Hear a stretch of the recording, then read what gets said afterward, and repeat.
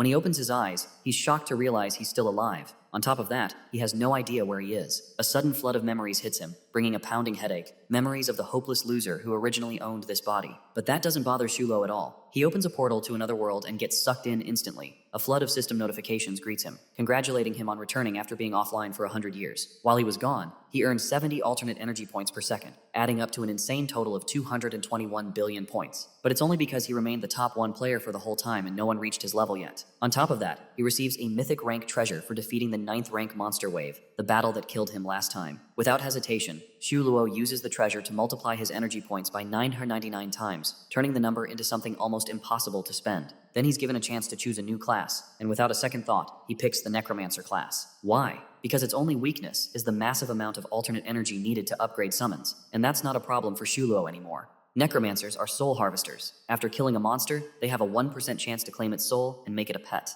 These pets cannot be traded and possess unlimited loyalty, requiring only half the usual experience to upgrade. Additionally, necromancers have the unique ability to evolve their pets, a hallmark of the mythical class. Our protagonist remembers his previous life, in which he cleared 70 worlds within 10 years. Now, he resolves to clear every level perfectly in this new life, aiming to become the world's strongest. Shulo enters the first alternate world, Nightmare Source. The system explains the safe area, called Doomsday Town, and reminds him that fighting is forbidden within its boundaries. It then asks if he wants to keep his old ID or choose a new one. Our hero opts for 0. As class shifters enter Doomsday Town, many remark that it feels uncannily real, and the crowd buzzes with talk of monsters. Suddenly, the system announces the first world quest, causing a flurry of panic as everyone scrambles to team up and prepare. Meanwhile, our hero calmly reviews his own stats. The initial mission requires them to break Doomsday cycles by defeating 1,000 monsters and collecting 10 silver coins. Completing these tasks will activate the first world boss. Once defeated, they may advance to the second world. After assessing the rules, our boy notes that little has changed. He then decides to buy equipment first, and promptly makes his way to the store where Charles, the boss, welcomes him.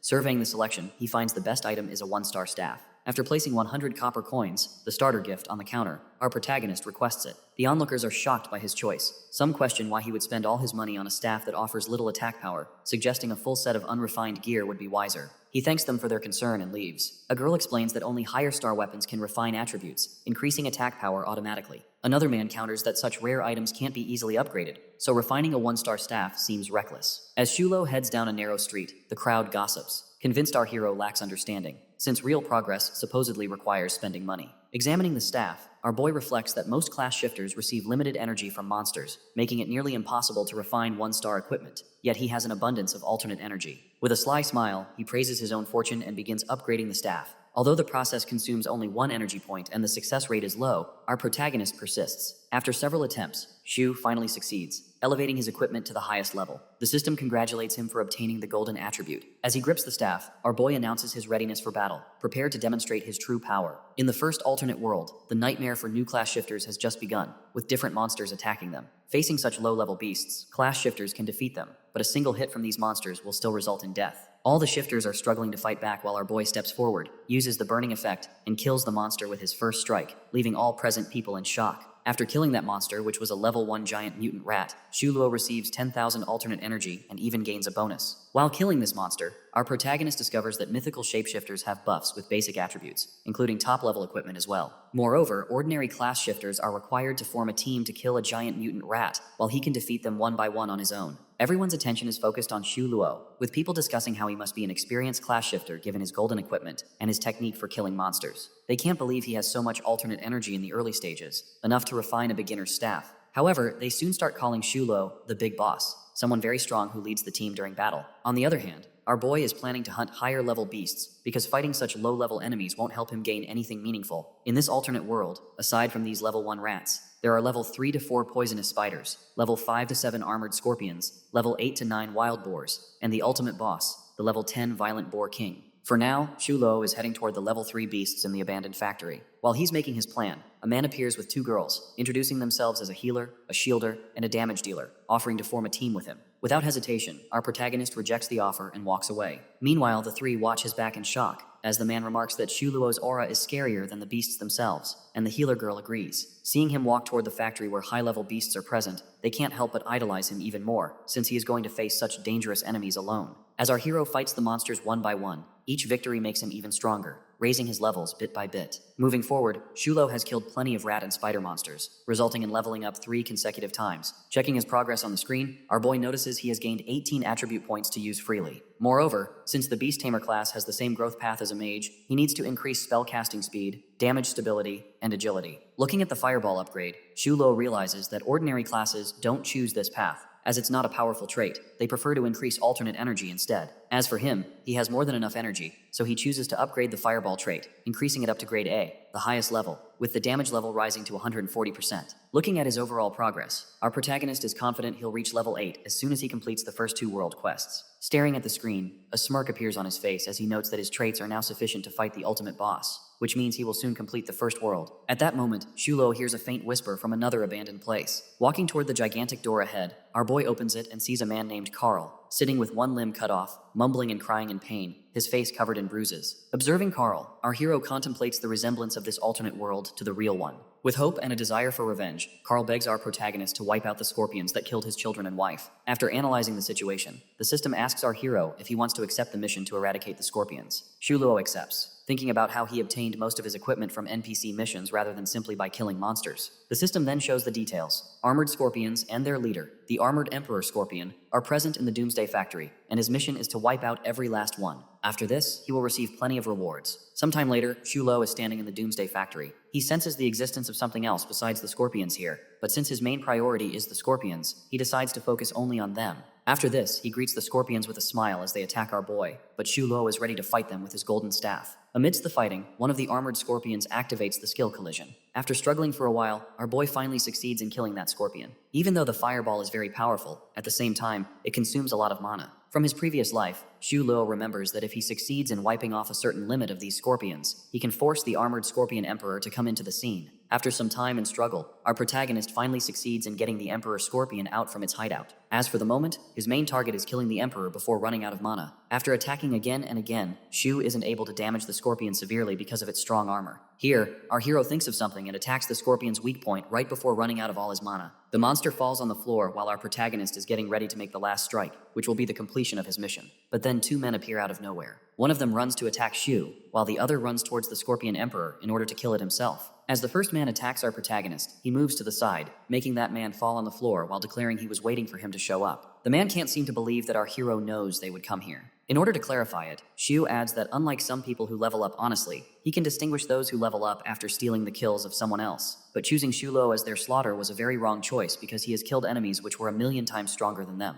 After this, he attacks the man with the staff using the fireball technique. Looking at this, the other man realizes our boy can't be a newbie since he was able to activate his skills even after losing all the mana. Our hero claims not to have run out of mana. Rather, it was his plan to make them show themselves. After killing the Scorpion Emperor, the system questions whether he wants to absorb the armored Scorpion Emperor as his pet. Accepting it, our hero absorbs the Scorpion while the man is looking at him in complete fear. At the moment, the Scorpion's loyalty level is at 100, which will decrease by 10 after every death, and once it reaches 0, there is no going back. As for the Scorpion, since it specializes in defense, it will protect Shu Luo from damage and bear the attacks for his master. Moreover, it can devour any 10 normal grade pets in order to level up to become the elite grade, and the experience required to upgrade the pet Scorpion also reduces by 50%. Shulo is thinking about the reason behind beast tamers running away to grow pets, because it demands the tamer's own experience in order to level up. During the early stages, it requires double the experience for leveling up, but with the increase in the number of pets, the demand increases significantly, making it impossible for ordinary people to make it happen. After this, our boy fully upgrades the Scorpion since he has plenty of experience points. The man standing there can't believe him to be a normal beast tamer with such excellent powers. While petting his armored Scorpion Emperor, our boy explains that right after getting the mission,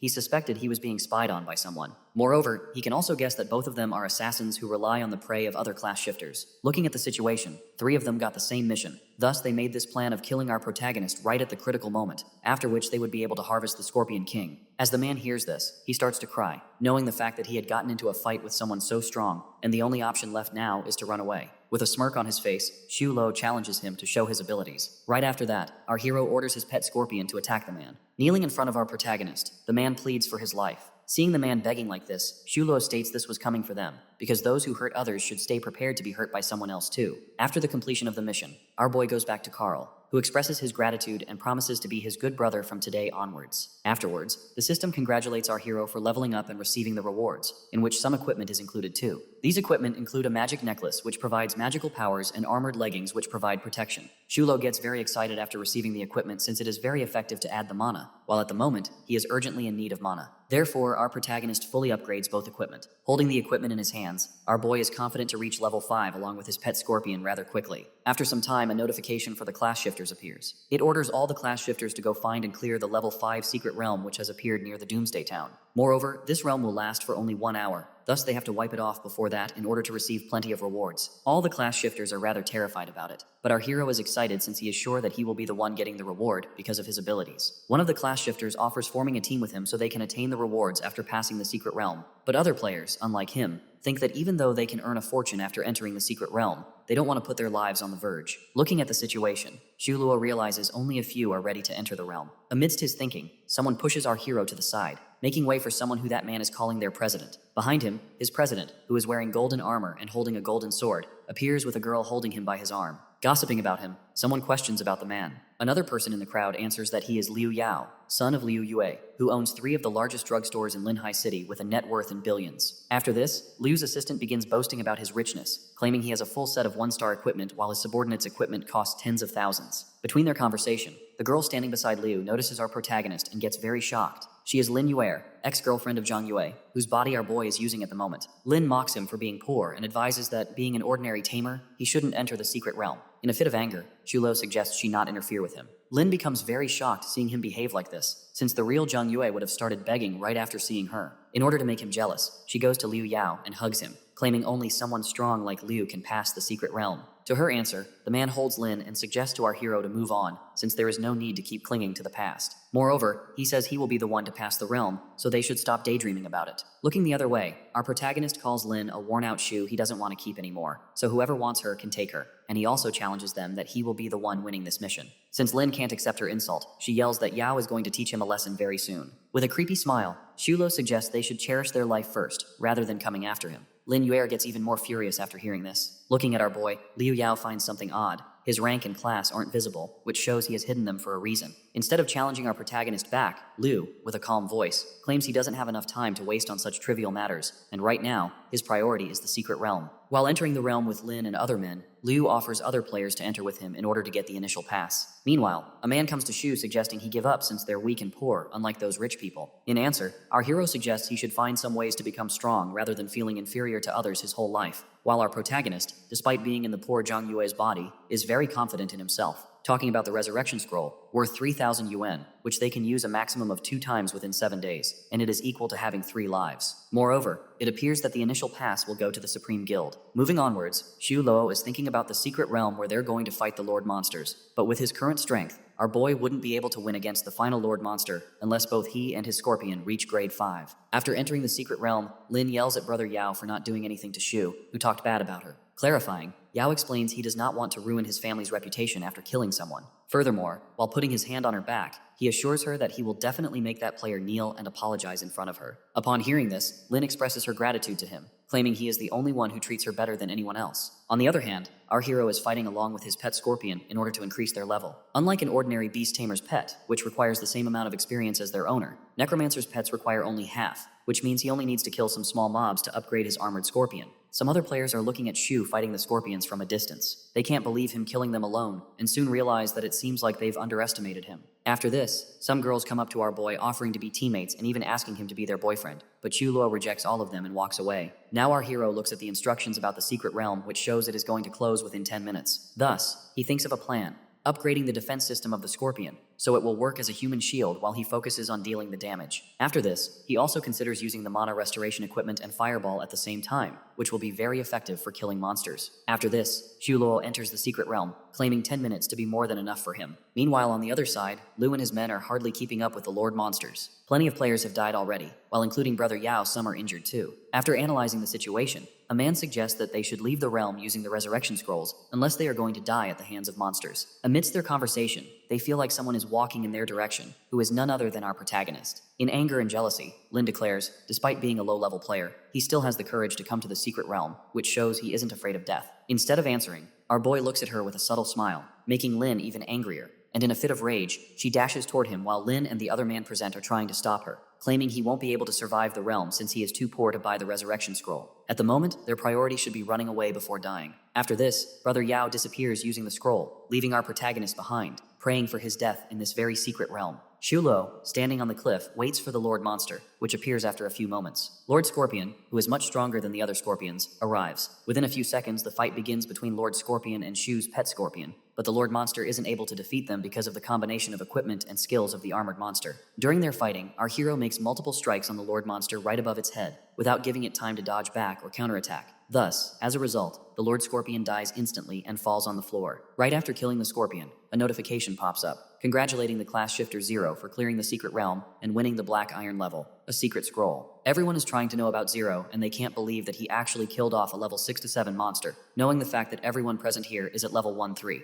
Even Yao and Lin are in utter disbelief, since Brother Yao thinks the winning person is Zhang Yue, Lin's ex-boyfriend. But Lin assures them this can't be him, because he is very poor, and it didn't seem like he had any kind of pet. Being left with no other option, Yao agrees with her because they all think killing such a high-level monster isn't an easy task. After this, he orders all his men to go find the person whose ID is Zero, and make him join his Supreme Guild no matter what. Going back to our boy, he is now picking all the drops from the Lord Monster, which are high in quality, especially the scroll, a Black Iron level, and it used 1,000 alternate points in order to reach the bronze level. Opening it, the person will receive silver coins and a Black Iron level bounty mission. Within a few minutes of the announcement, Shu starts to receive messages from different class shifters who are willing to buy the secret scroll under any condition. Ignoring all of them, our hero clicks the upgrading option 2 times, under which the scroll reaches the silver level. Being a king-level secret scroll, its price could be around hundreds of thousands, which is surely a very high amount of money for some ordinary class shifter. But Shu claims with confidence that his goal is surpassing the alternate worlds. After this, Shu Lo opens the secret scroll, which then gives him a king-level mission of rescuing the survivors. The system further explains that he must complete the mission within a certain time in order to receive a generous amount of rewards. The difficulty level of this mission is 100, while the rewards are still unknown.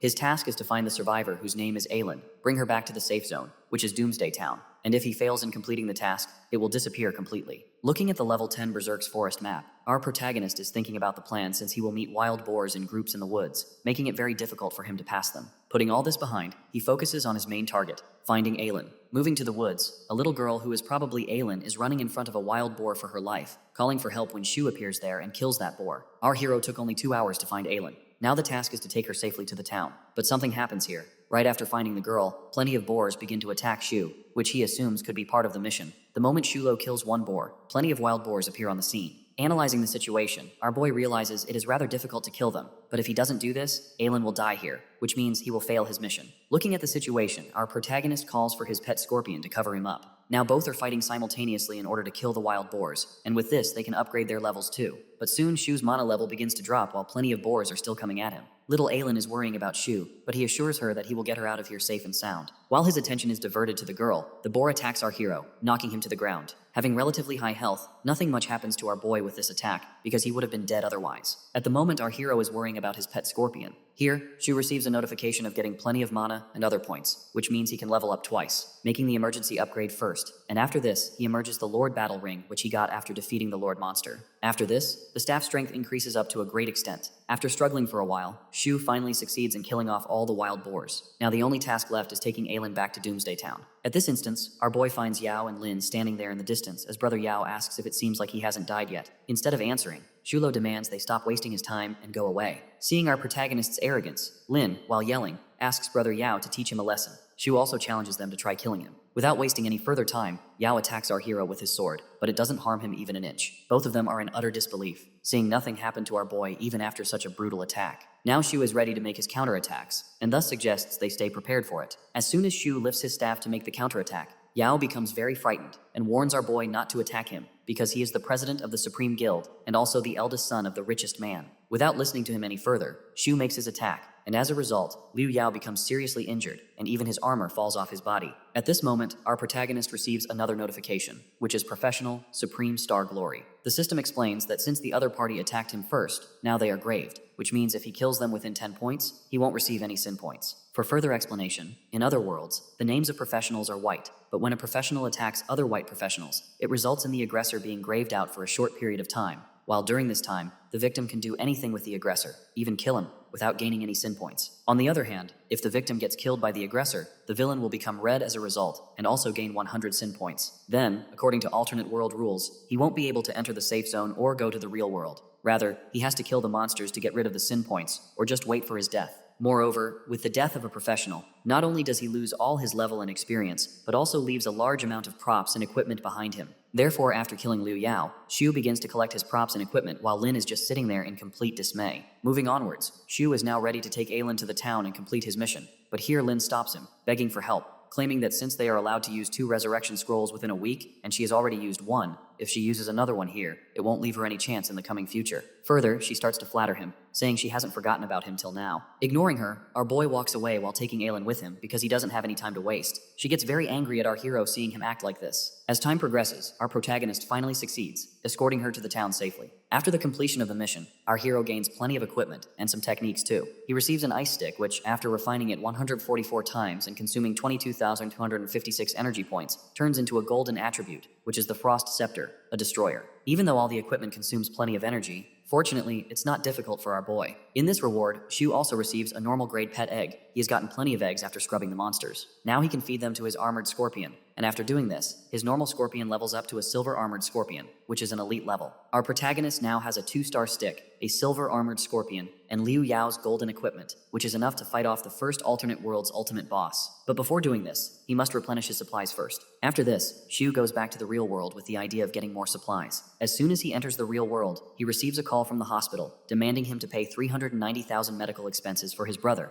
Zhang Zhao, otherwise they will stop his treatment. Our boy demands their payment number so he can wire the money there and will call them back within 10 minutes. After this, Xu thinks of selling a few pieces of golden equipment, which can help him earn a few million, because helping Zhang Yue's brother is more like the payment for using his body. But the system warns him that he isn't allowed to sell or drop these equipment. It means Xu has to think of another way to get some money, because even if he sells all his silver coins, he will only get around 10,000. Therefore, he starts to look for a part-time job. Looking at the requirements, regular trainers only earn per hour. Moreover, money is received very slowly. Then his eyes stop at a post. Someone named Rumura wants to hire a professional as a coach with a pay of 300,000 wen, while in the comments someone is claiming that this post appears every year during the awakening of new professions, but whoever accepts it, dies. But our boy is ready to accept this challenge, since seeing such life-threatening posts appears rather intriguing to him.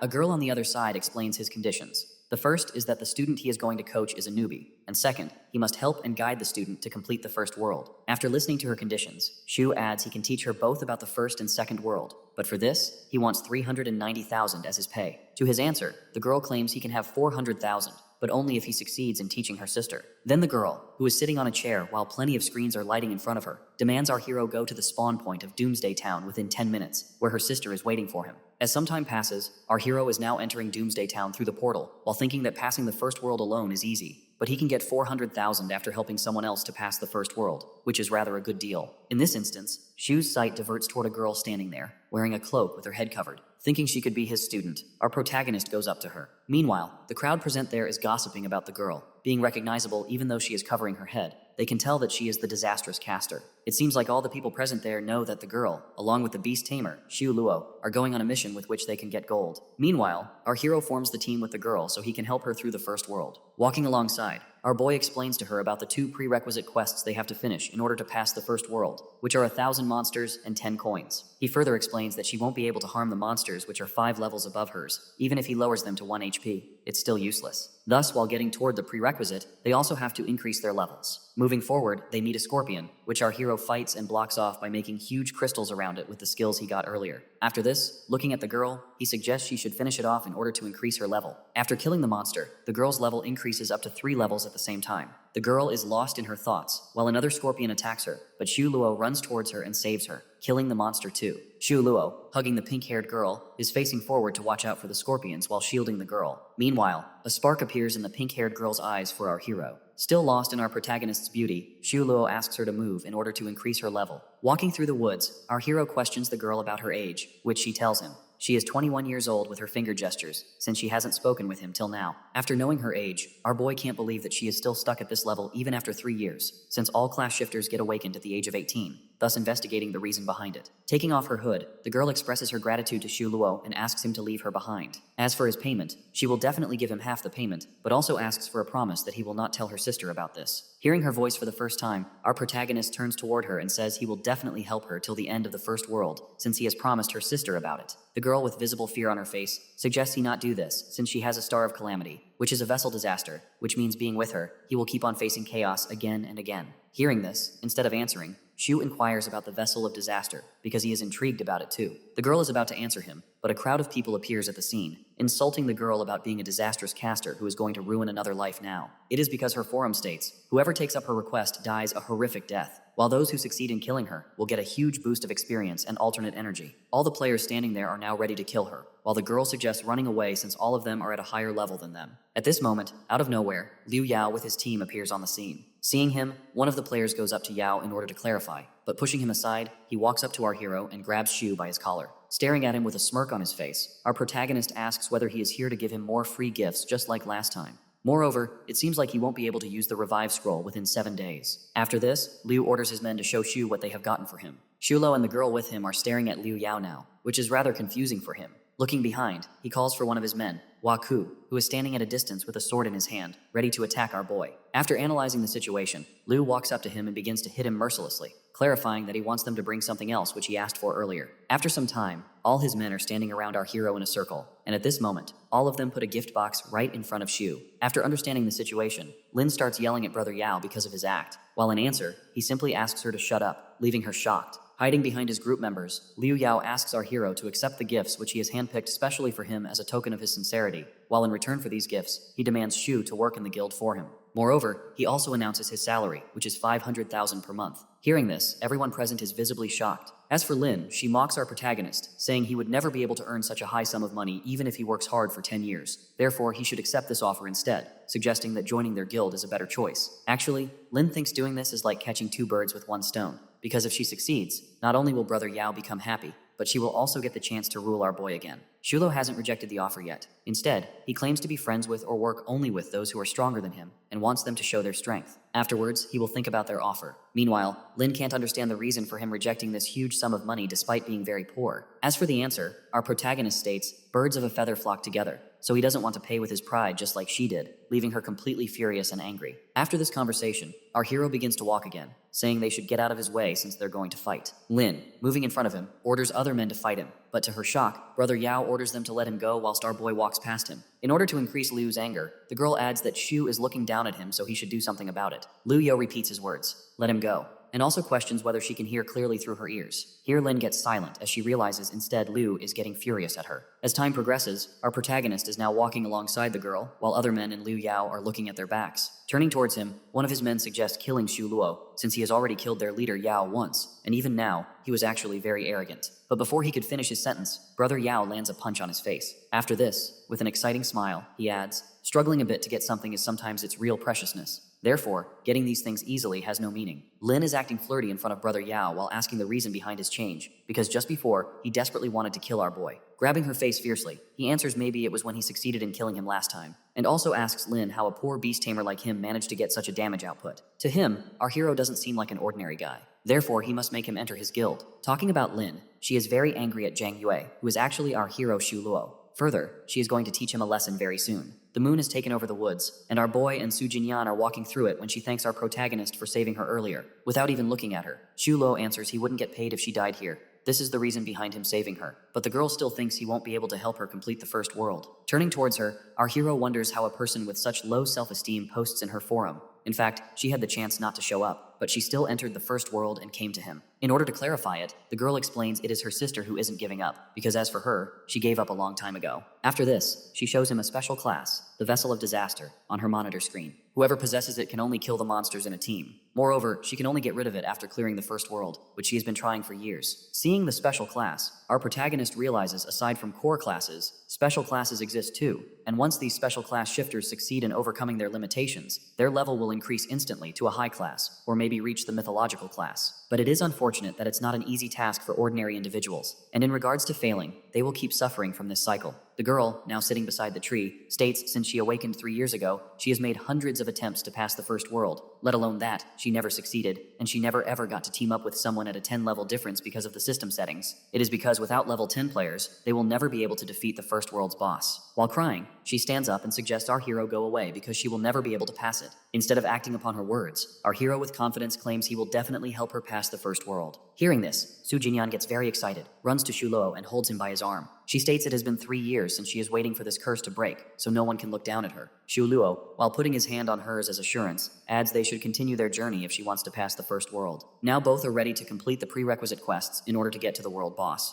The first quest is killing 1,000 monsters, and the second is collecting 10 silver coins. As time progresses, our hero has already killed plenty of monsters and also collects silver coins alongside. The girl can't believe our hero is this strong, capable of fighting dozens of boars and other monsters alone. After completing both prerequisites, Shu is ready to face the boss and questions the girl whether she is ready or not. Even though Su Jinyan agrees, she's still a bit hesitant, so our hero inquires about the reason behind it. Looking down, she answers that unlike others, he is clearly very strong and could have turned down her request. Instead, he is helping her clear the first world. To cheer her up, our protagonist states he isn't what she thinks he is. Rather, he is just a middle-class man. Hearing this, Su Jinyan gets mesmerized by our boy even more, while Shu is thinking that talking about his real wealth isn't a good idea. Now both quests are complete, so the system notifies them that if they want to challenge the boss, they can click confirm, otherwise click later. Clicking the confirm button, our boy agrees to challenge the first world boss, Sector. A portal of the Demon Abyss appears in front of them and both walk through the portal. Standing in the Demon Abyss, the system notifies them that they have just an hour to defeat the boss, Berserker Swine King.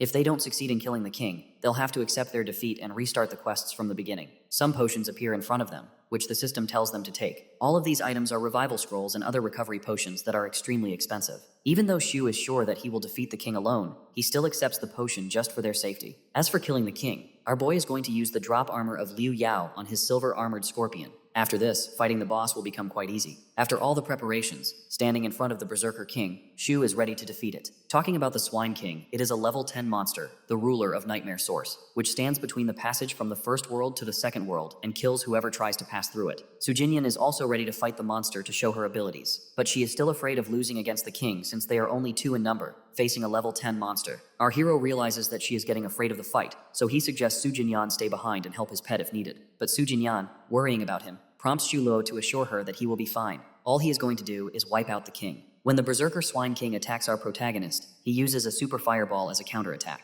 But having thicker skin, nothing happens to the king. After analyzing the situation, Shu makes continuous fireball attacks on the Swine King until he finally succeeds in injuring the monster. Meanwhile, the scorpion is taking the hits for our boy. Here, the monster makes a wild charge at Shu, which he dodges. Now he is looking at his pet scorpion when the king makes another reckless charge during his moment of inattention. Seeing the situation, Su Jinyan shouts at Shu to dodge the attack, but our boy stands in the way of the Berserker King, as if he has some plan going on in his mind. As soon as the monster reaches near Shu, he attacks the king using the super ice pick technique and freezes the monster. But this effect doesn't last long since the Swine King has high resistance. Breaking off the ice, the boar roars at them. Su Jinyan warns our hero that the Boar King, in this situation, tends to use the deadly stomping technique. On the other hand, the boar has already attacked the scorpion. While trying to divert its attention, our protagonist asks Fang Su to heal his pet, because he can't afford to lose 400,000 at this critical moment. Even though Jinyan is healing the scorpion, it's not enough in front of the boar's strength. Moreover, the scorpion needs some time to heal, otherwise it won't be able to last long. Looking at the situation, they don't have enough time to wait, thus Shu suggests going with the flow. Walking towards the Swine King, Shu attacks it using the 2-star golden equipment, knowing that even a rank 10 monster won't be able to survive the attack of such high potential equipment. He is using both fireball and ice techniques at the same time, which Su Jinyan can't believe anyone can actually master simultaneously. After struggling a bit, they finally win against the monster, which is now lying dead on the floor. Moving forward, the system congratulates them on killing the Wild Boar King and gives out some gifts, which Shu is sorting according to his needs. Meanwhile, the system also congratulates Fang Su Jinyan on breaking the disastrous caster's class limitations, which is the Vessel of Calamity, meaning she has reached the core class, Taboo Sorcerer Epic. Seeing this, Su Jinyan sheds happy tears, not only because she is free from her curse, but also because her level has increased. 2 portals open in front of them. The red one leads to the second world, and the blue one to the real world. Our boy walks toward the blue portal so he can pay the hospital bills of Zhang Zhao, who is the body owner's brother. Su Jinyan asks our hero where he is going. In answer, he states that he is going to get his pay from her sister. After some time, our protagonist is in the fan building, which is present in the center of Linhai City, talking with Su Jinyan's sister, who is very excited to meet the mysterious class shifter Zero, since he is very famous among other class shifters. After receiving the payment from Su Jinyan's sister, our hero sends it to the hospital's account and asks if they want anything else from him now. Shu Luo, as Zhang Yue, expresses his concern about his little brother and wants them to cure him. After hearing him, the hospital staff on the other side claims that his brother's condition has worsened, which means he will have to stay under observation for a few more months, requiring another payment of around 40 to 50,000. Hearing this, Shu regrets not accepting Liu Yao's offer. Right after this call, Shu Luo receives another call. The person on the other side offers our hero to join the Misty Rain Pavilion Guild. The girl on the phone is Su Yan, the Vice Guild Master. She explains they'll pay him 30,000 monthly, and further, they'll cover his insurance too. Since our hero is in need of money, he agrees to join the guild but under one condition. He will participate in any events but does not want any interference with his personal freedom. After this, Su Yan explains the condition to the senior members, who are rather frustrated at Shu Luo since after joining the guild, the person's first priority should be acting according to it. So if someone wants their freedom, then they don't have any reason to join the guild. All the members sitting there are against our hero now, but the CEO, Su Chen, thinks otherwise because Su Yan, who is Su Jinyan's sister, has recommended him to them. Therefore, he questions Su Yan about his abilities. In answer, she claims that he is the one who broke their 100-year record after killing the first world monster in less than a day. Such class shifters are very rare. Seeing the situation, they must keep their hands on him. Su Chen is having second thoughts. Seeing him like this, Su Jinyan, who is also present, stands up and starts to defend Shu Luo. Meanwhile, Su Yan suggests it's just a matter of time. They can act upon his condition. Jinyan also agrees with her. Being left with no option, the CEO is ready to take our protagonist into his guild. Moving to our hero, he is thinking about his pay and bonus, which should be enough to pay Zhao's medical expenses. After this, he receives another call where Su Yan suggests Shu come to the office to report for work. But Shu doesn't want to work in the office. Rather, he prefers to work from home. And as for time, it won't be an issue since all of them are in the same city. Even though Su Yan is really annoyed by Shu, since they have no other option, she agrees with this term too. After cutting the call, our protagonist is stretching his body while thinking about the next alternate world, since money isn't going to be his problem anymore. Shu Luo is ready to enter the second world, so he walks through the red portal. After entering the second world, the system welcomes our hero to the safe zone, Norden Town. Present in the second world, Fortress Besieged Undead. This is the place where he will meet mutated humans, which are called zombies. Just like the first world, he will have to pass 2 quests here as well, which are a secret realm and repelling 3 waves, after which he will be able to challenge the boss. As for the moment, Shu is thinking to increase his level since the level requirement for the secret realm is 15. Amidst his thoughts, he hears a man, Captain Norris, ordering others to work quickly before the next wave arrives. It is because the zombies have attacked Norden, and they don't have enough weapons to send to their fellows present there. It means even though Norden is a safe zone, it still gets attacked by waves of zombies at intervals. Looking at our hero, Norris walks towards him, asking whether he can help them gather materials from the west of Norden. Here, Shu looks at the information shown by the system. It shows out of a total of 10 quests. This one is the hardest, with the targets ranging from level 11 to 20. It means he will gain plenty of rewards too. After all the analysis, our protagonist agrees to help them, so Captain Norris thanks him as a gesture of gratitude. The former military base is on the outskirts of Nordine, but now zombies are wandering all around. Entering the place alongside his pet scorpion, Shu Luo is ready to wipe out all the zombies. He attacks them with the fireball technique, but nothing much happens since they're resistant to fire. Therefore, our boy is going to use his ice technique on them. After analyzing the zombies critically, he orders his scorpion to take their aggro. Our hero is sure that zombies would never be able to fight against his armored scorpion pet while the scorpion is holding the zombie so our hero can kill them. Using ice, Shu succeeds in killing the monster, which was a level 11 fire zombie, but receives bronze coins as a reward, which is rather very low. Now, according to the technique, Shu Luo is wiping off the zombies one by one, but only receives 50 fire cores after finishing them, which he thinks is very low. Now he is getting hungry, so he is thinking of logging out now, and will continue later at night. But then he hears an extremely loud roar, which he thinks could be the respawn timer of the Lord Monsters. Looking in the direction of the roar, he actually sees a Lord Monster zombie coming towards him. Since it is a Lord Monster, it means Shu can find high-level equipment from its drop, so he is ready to fight the Sovereign Zombie. As soon as the Lord Zombie sees our boy, it attacks him immediately using the Icicle Spike technique, thus resulting in our hero receiving damage from it. Shu Luo and the Lord Zombie both have the same ice and fire powers, which means he won't be able to maximize his attack on the zombie. After this, the Lord Monster attacks Shu's pet scorpion, which dies as a result, and it is going to take 3 hours to revive. Even after activating the effects of Necromancer, our hero won't be able to hold the zombie for 3 hours. Nothing is going according to Shu's plan because the Lord Monster is very powerful. But then someone attacks the monster from behind, who is none other than Fang Su Jinyan. While holding the zombie, she explains that she will keep holding the monster while he can kill it. After this, Jinyan attacks the monster with a fireball and simultaneously uses the Ray of Light technique to hold the monster. Our hero can't believe that she is using 3 skills at the same time with such mastery. It seems like this is the actual power of the Taboo Sorcerer class. For their final attack, Shu Luo and Su Jinyan attack simultaneously and finally manage to kill the level 14 zombie. After receiving the rewards, Shu Luo expresses his gratitude for Su Jinyan's help and offers to split the rewards with her, but she politely rejects the offer. explaining that she only arrived a few minutes ago to complete her quests and saw him fighting the zombie alone. Additionally, she mentions that she hasn't even had the opportunity to thank him for his help yet. In complete confusion, our protagonist reminds her that her sister has already paid him for it. Although they have met each other before, the girl formally introduces herself as Su Jinyan to our boy, and in response, Xu Luo introduces himself as Zhang Yue, since he is currently living in Yue's body. After this introduction, Xu Luo, being in the same guild and on the same quest, suggests that she should form a team with him and asks about her class effects. Hearing this, Su Jinyan becomes very excited and begins to explain her skills, saying that all her crowd control abilities will soon upgrade to taboos, which means their effects will last 30% longer than before, and she will also receive a cooldown reduction of 30%. Hearing about her class skills, our hero is certain that her abilities will help him greatly in the future, but instead of staying, he starts to walk in the opposite direction. When Jinyan questions the reason behind this, our boy explains that for now, he needs to return to Norden but will definitely meet her after 10 minutes. It seems like Jinyan is affected by our protagonist, since she used to say that she would marry whoever helped her break the curse. However, she brushes this off, finding it awkward to think in such a way. Back in Norden, Xu Luo examines the equipment and rewards he received earlier. At the same time, he tries out some equipment, such as the dashing boots of ice and fire with an agility of 10. At this moment, our protagonist is thinking of acquiring stronger skills so he can defeat high-level monsters. Therefore, he refines the Super Flaming Bullet skill to A level. He then tests the new skill, and upon seeing its power, Xu Luo becomes very confident about his abilities. In the next moment, he receives a message from Su Jinyan, inviting him to the guild. Since he has finished his work in Norden, our boy clicks the accept option and prepares to go back to the guild. After some time, both of them walk together, and Su Jinyan praises Xu Luo for his strength. In return, he also praises her for the way she uses her crowd control skills. While blushing, Jinyan explains that her sister actually prepared those skills for her according to her class. Since the conversation continues, Jinyan's curiosity leads her to ask whether our hero is hiding some mythical equipment, because making such a high-level attack is not easy. Brushing it off, Xu Luo claims he is just an ordinary mythical class shifter and nothing else. Su Jinyan, however, does not seem convinced, noting that as far as she knows, there has been no news of a mythical class shifter awakening this year. With a smirk, our protagonist responds that she can think whatever she wants about him,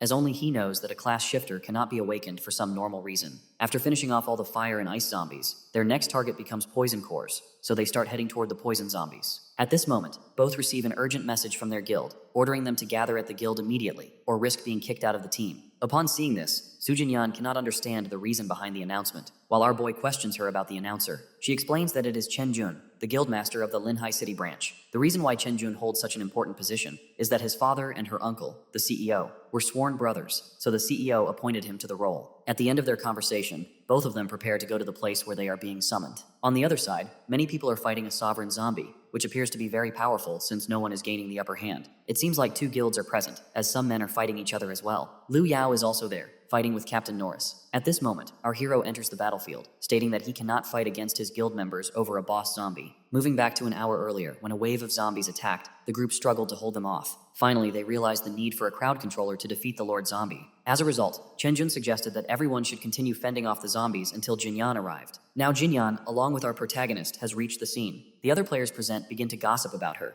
pointing out her connection to the Su family and referring to her as the Ice Queen. They also gossip about Xu Luo, remarking that even though he helped her break the curse, he seems weak and lacks high-level abilities. Hearing this gossip, Su Jinyan clarifies that she is not some ice queen and tells him not to listen to any rumors about her. Meanwhile, Jinyan finds herself getting very shy and can't seem to figure out the reason. Observing her, Chen becomes very excited, but when he notices the boy standing beside her, shock spreads across his face. He then asks about our hero and questions why she is spending time with him alone. In response, Jinyan tells him he shouldn't be concerned about her, but Chen brushes it off, claiming that worrying about her is only natural for him, so he wants to watch out in case anyone has ill intentions toward her. After assuring Chen about her safety, she inquires about the emergency. Chen Jun reports that a wave of zombies has attacked and they must kill the boss zombie, which is proving to be quite a difficult task. Analyzing the situation, Su Jinyan suggests they defeat the zombie as soon as possible, since this would result in a big boost for their guild. Stepping forward, our boy gets ready to fight the monster as a guild member, leaving Jinyan in complete shock. However, Chen Jun disagrees with him stepping up against the zombie. The reason is that Chen looks down on our Xu Luo, considering him only a beast tamer who somehow joined the guild, but who, in his opinion, won't be able to fight the zombie. Upon hearing this, all the class shifters present start to gossip about Xu Luo, claiming he only joined the guild for money.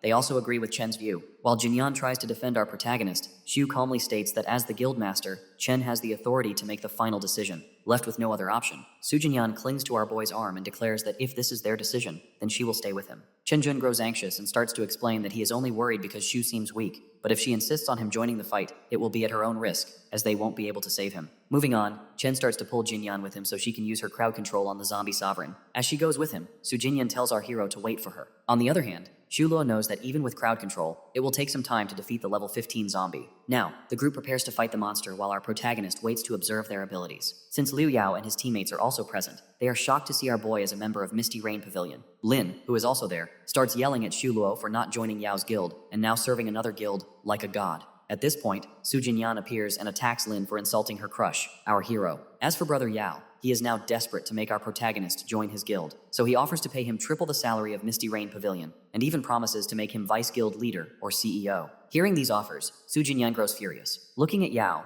Shu Luo claims to be a trustworthy person and says he will not join another guild while he is still completing tasks for his current one. He remarks that nobody knows what the future holds, and perhaps one day they will have a chance to work together. These words impress Yao, who says he is always ready to welcome our protagonist to his guild if the opportunity arises. During their conversation, one of Yao's men shouts that they should focus on killing the boss zombie first, or else they will lose it. Since Liu Yao is happy at the moment, he abandons the idea of fighting the boss zombie himself. Moving forward, Su Jinyan expresses her gratitude to our hero. At that moment, the zombie king of despair attacks from behind. Seeing the zombie, Shu Luo is ready to take him on. Initiating the fight, Shu unleashes his super fireball attack first, leaving everyone who had looked down on him earlier in shock. Meanwhile, he tells Su Jinyan to work according to their plan now. Moving forward, our hero is ready to make his second attack, his eyes shining with a red light as he uses his new skill, the Super Flaming Bullet. The zombie king of despair cannot withstand this attack and dies instantly. All the class shifters present there are in complete disbelief. Moreover, they also remember seeing Liu Yao giving Shu respect earlier, which makes them even more curious about his identity. Meanwhile, Jinyan is once again thanking our protagonist for making the Supreme Guild go away, as otherwise, they would have snatched the boss zombie from them. In response, Shu claims this to be merely a part of his job as a guild member. Everyone is now inspired by our boy, and call him their role model from now on. Now they're walking back to Norden, while Su Jinyan is holding onto Shu by his arm and talking sweetly with him. As they enter the town, Chen, who is present, sees them together and becomes very jealous. Furthermore, he also inquires about the zombie. One of the men reports that Su Jinyan, along with Shu, succeeded in killing that king zombie. But Chen Jun does not believe it, and the man further explains that Shu is actually very strong and will prove to be a great asset for their guild in the future. Being jealous of our hero, Chen starts yelling at him, pointing his finger at Shu for not listening to his orders, which he claims gives him the right to kick him out of the guild. Shu calmly takes Chen's finger off him and states that not only did Chen order him to stay there, but he also ordered his team to kill the boss zombie, which they clearly completed. Seeing him talk like this, Chen is clearly furious at our protagonist. But moving forward, Su Jinyan explains that they won against the boss zombie only because of Zhang Yue, Shu's current identity, since he is occupying Zhang Yue's body, and everyone knows him by that name. Therefore, the guild should really appreciate him for his work. After this, Jinyan begins to drag our boy with her since they still have some quests to complete. Meanwhile, Chen Jun is standing there, filled with complete hatred and jealousy against Shu, and orders his men to keep an eye on our hero in order to discover his weaknesses. As the scene progresses, Shu and Su Jinyan have entered the poison zombies zone, which is very smelly. Our protagonist advises Jinyan to stay alert because the poison zombies are much stronger than the ice and fire zombies. She wonders about the reason, and Shu explains that even though they don't have any kind of elemental properties, their dangerous skills are enough to kill someone. After this, she gives him a reward that she received after completing the guild request. After some time, they are fighting the poison zombies, which they are killing off rather easily because of the good coordination between them. Moving forward, Shu realizes that someone is stalking them. It is actually one of the men sent by Chen Jun, who is reporting that our hero is collecting zombie cores along with the young lady, Su Jinyan Jin. Moreover, it seems like both are quite good friends, seeing their conversation, which is full of jokes. Hearing this, Chen becomes even angrier, knowing that Jinyan never talked with him like this. One of his men suggests he find a way to get Shu out of the guild, because this is the only way to separate them. In the meantime, the system orders all the shapeshifters to stay prepared, since a level 13 horde is coming their way. Meanwhile, Chen, with a creepy smile on his face, is ready to do something in order to kick Shu out of the guild. The second world's rule is that, at the arrival of hordes, all protections will get disabled for the class shifters. So his plan is to take our protagonist down when the right moment comes. Moving forward, Shu and Jinyan have killed plenty of zombies and need a few more kills to complete the mission. Since the horde is going to show up in 30 minutes, they know they must hurry. At that moment, a poison zombie attacks Shu on the shoulder from behind, injuring him. Just as Su Jinyan uses her control skill, our hero drives his sword right through the zombie's mouth, resulting in its instant death. Though hurt, Shu suggests they avoid walking near the riverside and thinks it's best they head back now. After completing the quest, Su Jinyan's level increases to 16, while Shu's level rises to 17. Looking at him, Jinyan remarks that he would have reached level 20 if he hadn't been leveling up his pet as well. With concern, our protagonist suggests he should refine his equipment before the horde arrives. Now he looks over the equipment earned from killing the poison zombies. He plans to use explosion-resistant leggings for himself and explosion-resistant armor for his scorpion,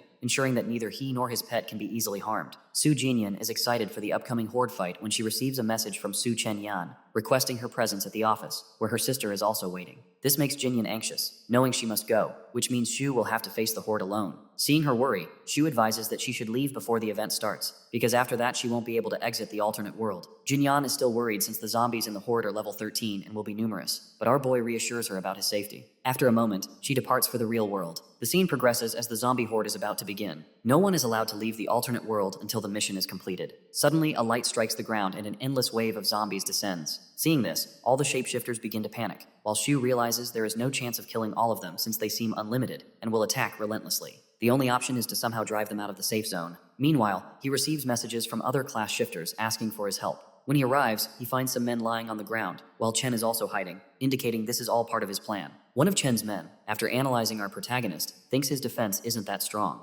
According to the plan, 12 of their archers are hiding in the back alley, which they believe will be enough to handle Shu. Chen has a brutal plan to kill our hero repeatedly. After Shu's first death, Chen will have his man waiting at the respawn spot to kill him again. He is doing all this because Shu made the mistake of getting close to Su Jinyan, whom Chen considers his. Moving on, our protagonist is standing in the center of the alley when the archers attack him all at once, but his pet scorpion appears just in time and shields him from the arrows. Now the system notifies Shu that he can kill his attackers within 10 minutes, because according to the rules, if a player is attacked by others intentionally, the victim has the right to eliminate them within 10 minutes without incurring any death penalty. Now our boy challenges them to wait for his counterattack. Moving on, within a few minutes, Shu has successfully killed all 12 archers with the help of his pet scorpion. Chenjun can't believe how strong he is and starts blaming the man who suggested killing Shu this way. But just like him, the man also knows nothing about our hero's true strength. Amidst their argument, our hero attacks them, pointing out that it was their idea to kill him in the first place. Calling out to them, our protagonist says that thinking they could kill him so easily was a huge mistake. Chen has no idea that Shu was aware of their plan.